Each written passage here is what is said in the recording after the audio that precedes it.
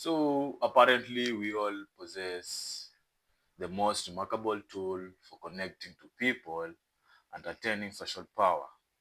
It's called empathy. So apparently when cultivated and properly used, it can allow us to see into the moods and minds of others, giving us the power to anticipate people's action and gently lower their resistance. Just like when we were kids with our parents, we were at our most vulnerable. Our guards were down, you know. This instrument, however, is blunted by your habitual self-absorption. We are all narcissists, Maze. We need to accept it. Some deeper in the spectrums than others. Um, in the law of human nature, our mission in life is to come to terms with self-love and learn how to turn our sensitivity outwards towards others instead of inwards. You know,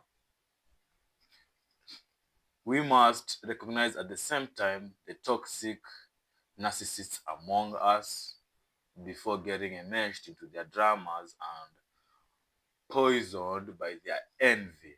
Get this, guys. We might be experiencing the same, we might experiencing the same thing, okay, but our perception of it is totally different. We filter out our experiences based on the emotions we are in, right?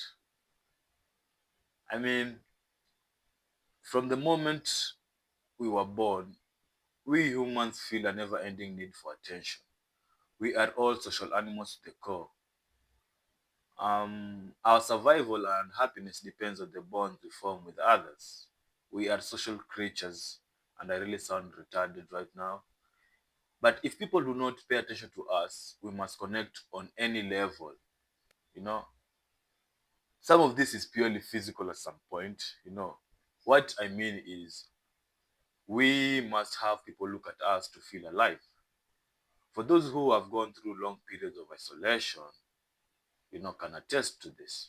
Without eye contact, we begin to doubt our existence and it descends into deeper depression.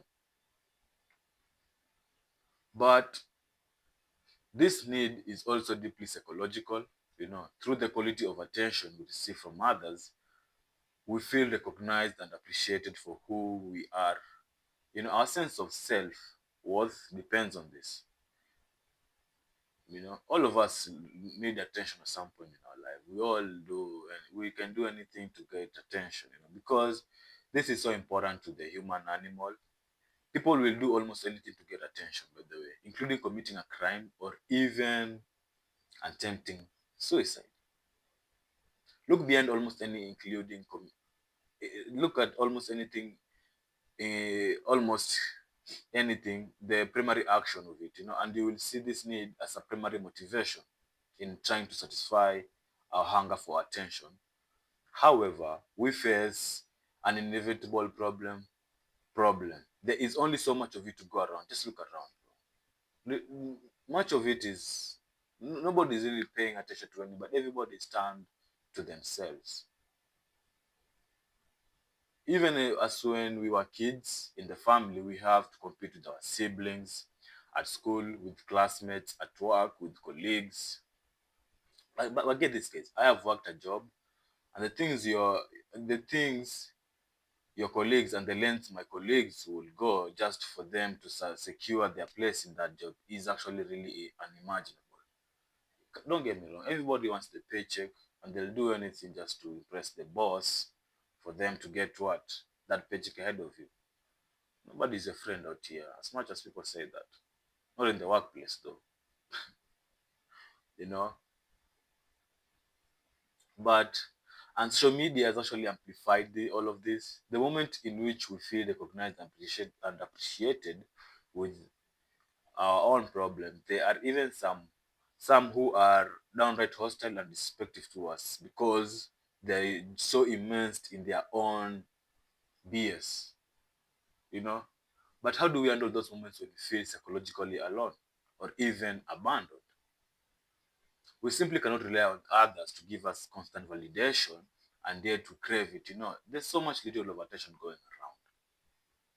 But facing this dilemma, early on in childhood, most of us come up with a solution that works quite well.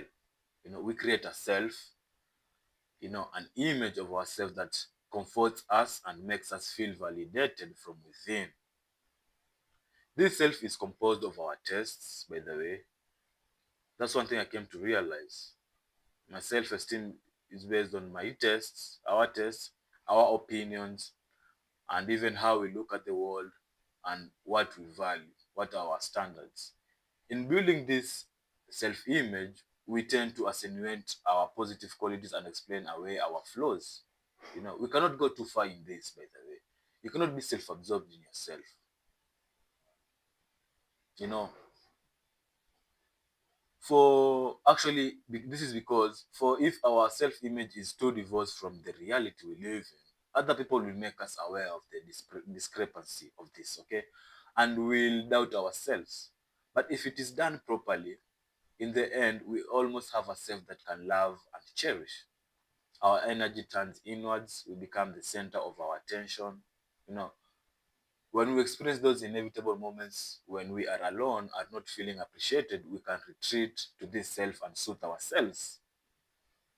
If we have moments of doubt and depression, our self image operates on a thermostat, by the way, helping us regulate our doubts and even our insecurities. We're no longer completely dependent on others for attention and recognition. We have a self esteem. That's what is known as self esteem.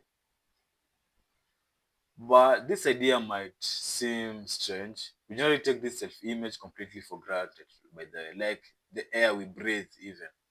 It operates on a largely unconscious basis.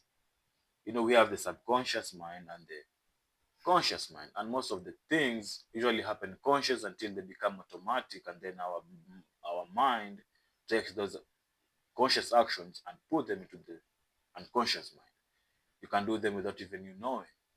They have taken root inside you. You know, we don't feel or see the thermostat as it operates, by the way. The thermostat, as I go back and say, the self-esteem image is like the thermostat. You don't see it when it operates. The best way to literally visualize this dynamic is to look at those who lack a coherent sense of self. We will call these people the narcissists. There's also the healthy narcissists and the functional narcissists. But anyway, guys, thanks for watching.